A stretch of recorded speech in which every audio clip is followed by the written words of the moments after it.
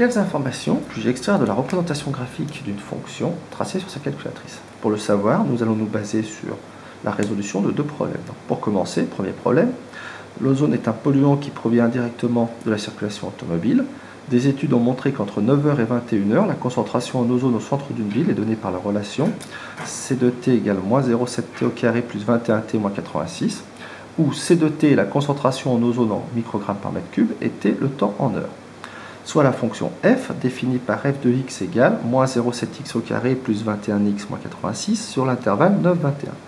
Pour commencer, nous allons chercher à visualiser cette fonction sur l'intervalle étudié et nous obtiendrons une représentation graphique où en abscisse nous aurons le temps et en ordonnée nous aurons l'ozone, la concentration en ozone en microgrammes par mètre cube. Donc visualisons cette fonction. J'allume ma calculatrice, menu graphe, je définis ma fonction, moins 0,7x au carré plus 21x moins 86. Je définis l'intervalle d'étude, Shift F3, x minimum 9, x maximum 21. Je visualise, j'effectue un zoom automatique, Shift F2 et enfin F5. Voilà. J'ai donc la représentation graphique de ma fonction sur l'intervalle étudié.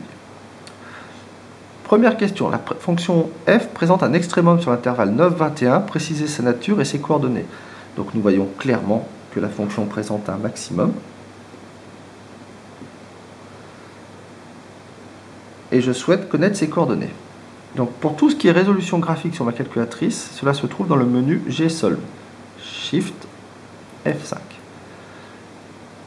J'ai ensuite le choix entre plusieurs possibilités. Route, max, min, Y intersection, intersection. La flèche m'indique qu'il y a d'autres possibilités cachées derrière. F6, Y calcul, X calcul, intégrale. Je reviens au menu précédent. Ici, je sais que je cherche un maximum. Je choisis donc max, F2. J'obtiens ces coordonnées. 15, 71,5. Le taux d'ozone atteint son maximum à 15 heures et il est alors de 71,5 microgrammes par mètre cube. Déterminer graphiquement la concentration en ozone à 11 heures. Il faut savoir si l'on cherche X ou Y. Ici, on me donne 11 heures. Il s'agit de X. Je cherche donc à calculer Y. Shift Gsolve. Je vais dans le menu suivant grâce à la touche F6. Et je choisis Y calcul. On me demande alors de rentrer la valeur de X. X égale 11. À 11 heures, j'obtiens un taux de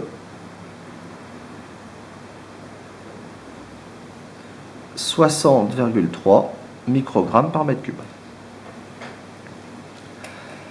L'Union européenne impose comme seuil de protection de la végétation une concentration d'ozone de 65 microgrammes par mètre cube. Déterminer graphiquement la plage horaire durant laquelle la circulation devrait être interdite. Je vais retourner dans le menu Graph, Exit, et je définis en Y2 65, mon taux d'ozone à ne pas dépasser. Ensuite, je trace, j'obtiens ma courbe d'ozone et ma limite à ne pas dépasser. Pour connaître le moment précis où je dépasse, j'utilise toujours Shift Gsolve et je choisis intersection. Je vais alors avoir les coordonnées de l'intersection entre mes deux courbes. Donc mon taux d'ozone dépasse à partir de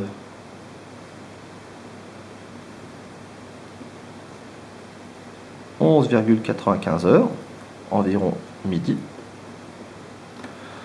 J'appuie sur la flèche car je vois qu'il y a une deuxième intersection, donc je vais à la deuxième intersection. Et il redevient acceptable à partir de 18h04, environ 18h. En conclusion, d'après cette étude, la circulation devrait être interdite entre midi et 18h dans cette ville. Deuxième exemple. La puissance récupérable théorique P en watts d'une éolienne est donnée par la relation P égale moins 178 V cube plus 4000,016 V carré, où V représente la vitesse du vent en mètres secondes. Soit la fonction f définie sur l'intervalle 0,18 par la relation f de x égale moins 178x au cube plus 4000,016 x au carré. Donc tout de suite, je note quelque part que x représente la vitesse, y représente la puissance. Et je visualise ma fonction sur l'intervalle souhaité. Donc j'efface les deux fonctions précédentes.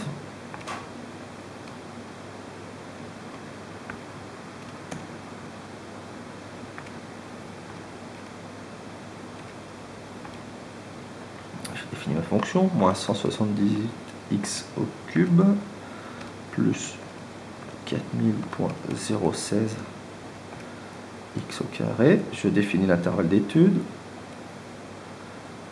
X minimum 0, x maximum 18. Je visualise un zoom automatique. Donc voilà la courbe représentant la puissance théorique récupérable en fonction de la vitesse du vent. Déterminer graphiquement la puissance théorique récupérable pour un vent de 13 mètres par seconde. Donc je fais Shift G solve, F6 pour arriver dans le deuxième tableau. On me donne X, je cherche donc Y, c'est donc Y calcul, je rentre ma valeur de X souhaité, 13. Pour X égale 13, j'obtiens Y égale 284 936 watts environ.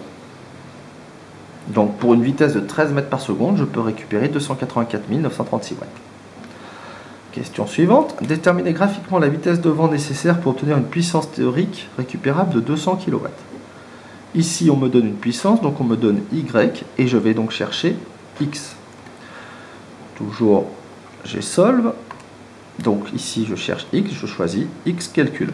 Et je rentre Y. Attention, ici 200 kW doit être converti en watts. Donc je rentre 200 000.